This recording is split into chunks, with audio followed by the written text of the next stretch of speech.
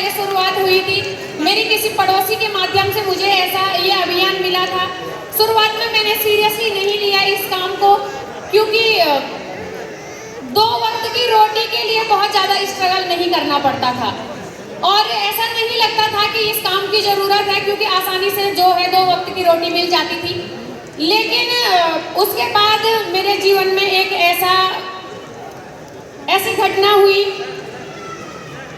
जिसने जो है मुझे हिलाकर रख दिया अंदर से, और ये हो गया था कि अब जीवन आगे जीना है या यहीं ख़त्म करना है।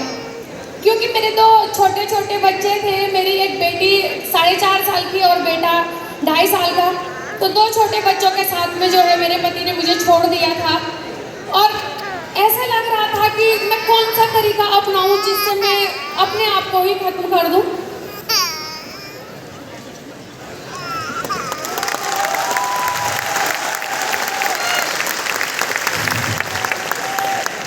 बहुत बार मैंने कई कोशिशें की आत्महत्या करने की, लेकिन जो मेरे 2 छोटे बच्चे थे उनका चेहरा देख के मैं ये कदम नहीं उठा सकती थी।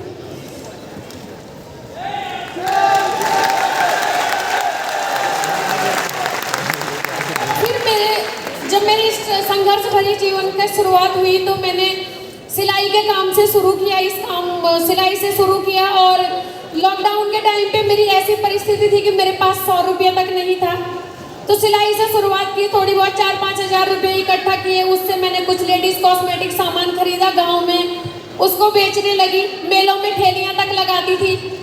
लेकिन उसी बीच मेरे जीवन की सफल मार्गदर्शक मेरी अपलाइन सुषमा बिष्ट दीदी मेरे जीवन में आई और उन्होंने मुझे इस अभियान का विजन क्लियर करवाया। उन्होंने मुझे बताया कि बहन, आप भी जो है कब तक सिलाई करती रहोगी, आप इस काम से बहुत बड़ा काम कर सकते हो इस अभियान के माध्यम से। और ये अभियान महिला सशक्तिकरण पे काम कर रहा है। मैंने कहा मैं कैसे कर पाऊंगी। उन्होंने कहा आपको जो है ऑनलाइन मीटिंग अटेंड करनी है और सीखना पड़ेगा यहाँ पे। तो मैंने कहा दीदी माफ़ करना, मेरे पास बटन वाला फ़ोन है, मैं नहीं सीख सकती हूँ, मैं कैसे करूँगी। तो उन्होंने कहा अगर कामयाबी चाहिए तो टूल्स बहुत ज़रूरी है, तुम्हें लेना पड़ेगा। तो मैंने अपनी माँ से रिक्वेस्ट करके एक फ़ोन मंगाया था और मेरी माँ ने मुझे फ़ोन दिलाया था 9,000 रुपये का।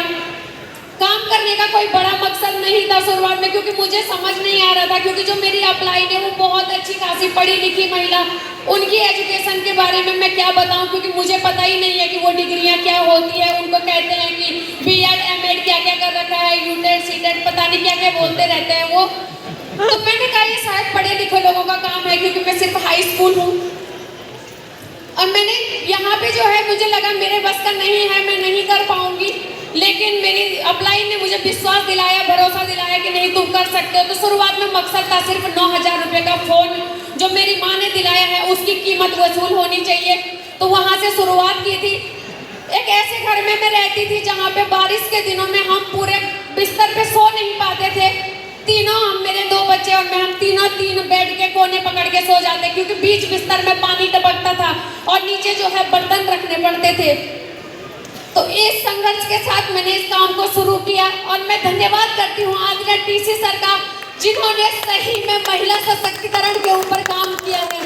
सिर्फ बातें नहीं, अगर आज ये अभियान नहीं होता पता नहीं मैं इस दुनिया में होती नहीं होती, और होती भी तो पता नहीं कहाँ किस गुमनाम की जिंदगी जी रही होती। तो एक ऐसी जगह से आने के बाद जो है मुझे यहाँ पर आज इस लेवल पे स्टार पर्ल के लेवल पे हूँ। और पहली बार जब मैं नेक्स्ट जनरेशन के प्रोग्राम में आई थी, मैं उस कोने में एक जगह पे बैठी थी, मैंने यहाँ पे लोगों को सुना और मैंने कहा रिम्पी अभी तुम्हारी भी उम्र है, तुम कर सकते हो।